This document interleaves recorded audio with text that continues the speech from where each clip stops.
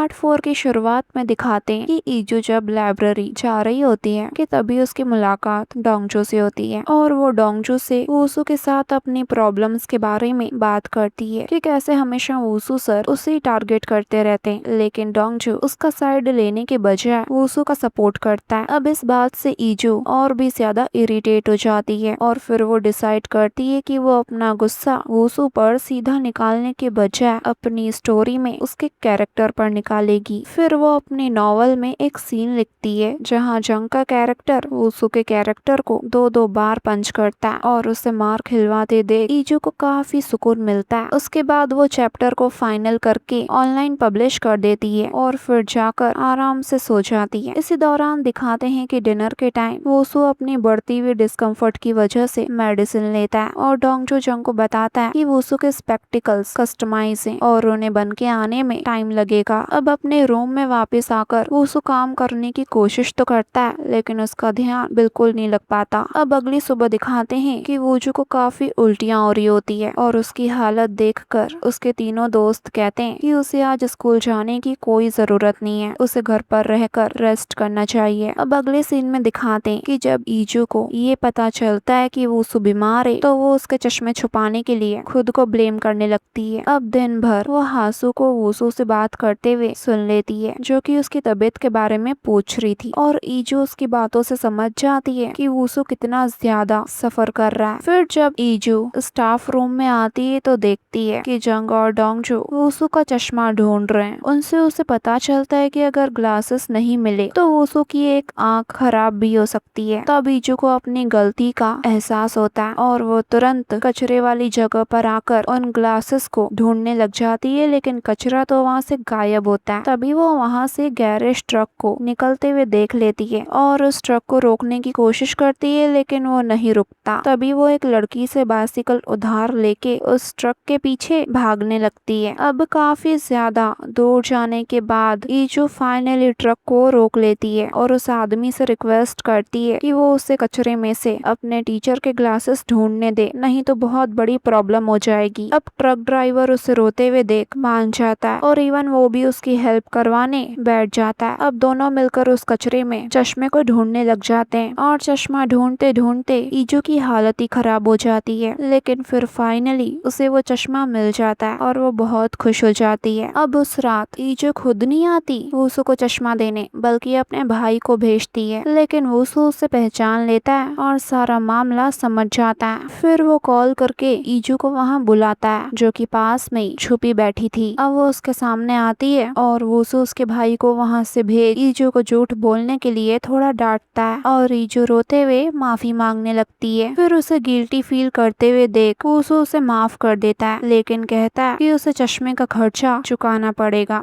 लेकिन पैसे के रूप में नहीं बल्कि इसके बदले वो उसे रोज का एक टू डू लिस्ट देता है और एक्स्ट्रा मैक्स क्लासेस भी अटेंड करने को बोल देता है। ये सुनकर वो शॉक हो जाती है, लेकिन बेचारी के पास अभी कोई रास्ता भी नहीं होता। अभी जो घर वापस आ जाती है, लेकिन वो अभी भी इस सिचुएशन से अंदर ही अंदर काफी फ्रस्ट्रेट हो रही थी। अब बाद में उस रात वो अपनी बीएल स्टोरी अपडेट करने के लिए लॉगिन करती है और शॉक हो जाती है क्योंकि उसे तब पता चलता है कि उसकी स्टोरी तो वायरल हो चुकी है। पहले तो उसे विश्वास ही नहीं होता, लेकिन फिर जब वो इतने सारे लाइक्स और कमेंट्स देखती है तो वो उछलने लग जाती है। लोग उसकी भर भर के तारीफें कर रहे होते हैं और उससे नॉवल का नेक्स्ट चैप्टर मांगते हैं और लोगों का ये रिस्पॉन्स अब उसे और लिखने के लिए मोटिवेट करता है। फिर वो नॉवल का एक नया चैप्टर लिखना शुरू करती है जहाँ डोंगजू जंग को अपने पास आने से रोकने के लिए उसे दूर पुश कर देता है, लेकिन जंग के लिप्स पर चोट लग जाती है। तभी ये सीन लिखते लिखते ईजू को वूसू की कर्ज चुकाने वाली लाइन याद आती है और वो स्टोरी में इस चीज को भी ऐड कर देती है, यानी कि जंग पंच खाने के बदले अब डोंगजू से कर्ज मांगता है और उसे एक फिक्स टाइम पर अपने घर इनवाइट करता है। और ये सीन लिख के वो कैरेक्टर्स के बीच एक स्पाइसी रोमांटिक एंगल बिल्ड कर देती है और इसी मोमेंट पर ये पार्ट पूरा होता है गाइस।